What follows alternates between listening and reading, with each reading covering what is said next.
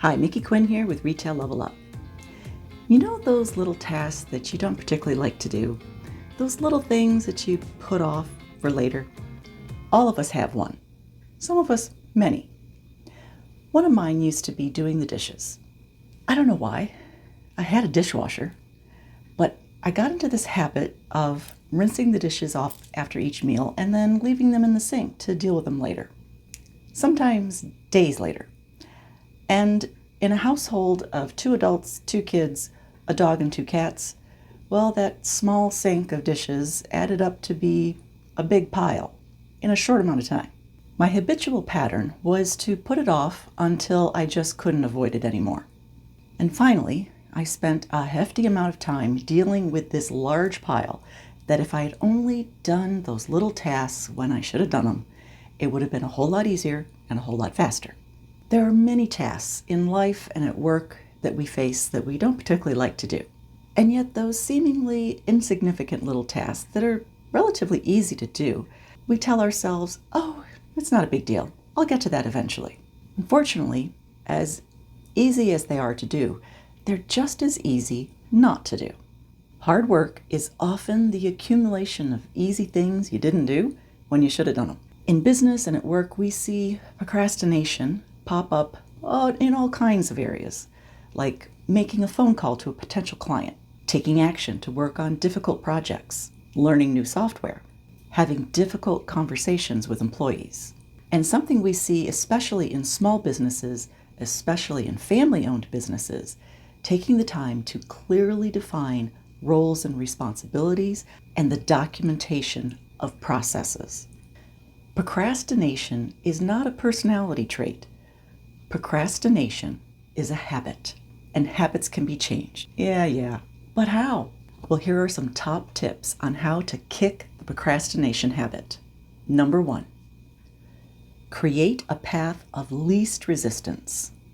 Shawn Achor, the author of the book, The Happiness Advantage, talks in his book about how he wanted to become a better guitar player, but he always found an excuse to procrastinate. He never took the time to practice his guitar. Now, his guitar was not, stuffed away somewhere. It was in its case and it was in the hallway closet. It probably only took 30 seconds to get the guitar out of the hallway closet and out of its case, ready to practice. And yet, at the end of every week, he found himself with 0 hours of practice. We humans are programmed to choose the path of least resistance. When trying to change a habit, it's really helpful to make the desired behavior very easy to do, very easy to activate. So what did Shawn do to make the activation of guitar practice easier? Well, he got himself a guitar stand, and he got the guitar out of the case, out of the closet, and into the stand, and he placed the stand right next to his favorite chair in his living room. And so every night when he came home and he sat down, there was no excuse. It was so easy. He just picked up the guitar and practiced. That small change, that small little shift to make it easier for him to practice was all that he needed to change his habit. So find a way to create a path of least resistance. Number 2, schedule it. When you have tasks on your to-do list, and they're tasks that you don't particularly like to do, it's very easy to move that task to tomorrow's list, or the next day, or next week. You need something that's going to have a little more teeth, something that's going to cause you to take action. One method is to schedule yourself with yourself.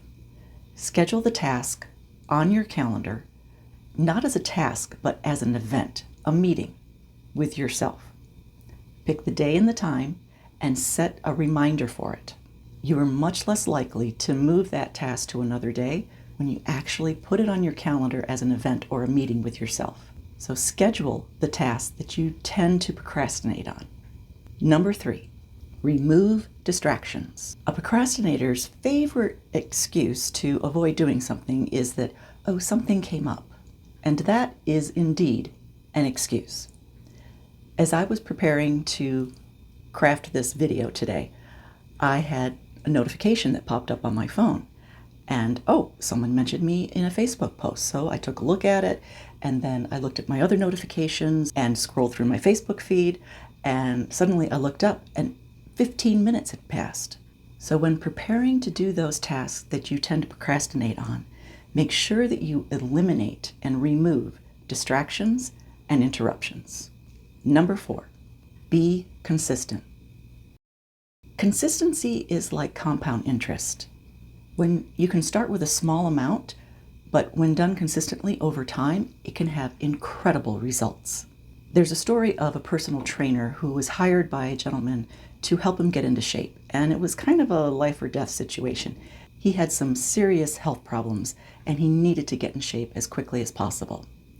Well, the physical trainer said, all right, next week, your job, I expect you to be at the gym every day. You're only allowed to stay for 5 minutes, but I expect you here every day.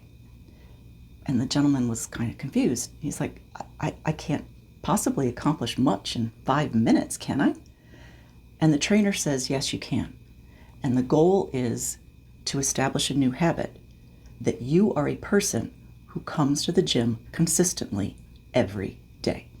It's important to break down those tasks into small increments that are easy to do, something that you know you can't justify not doing it.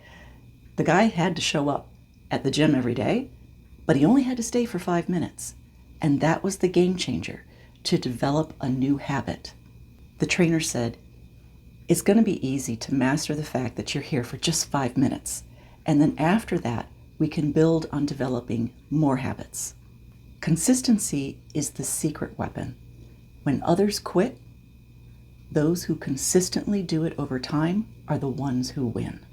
Victor Kiam said, procrastination is opportunity's natural assassin.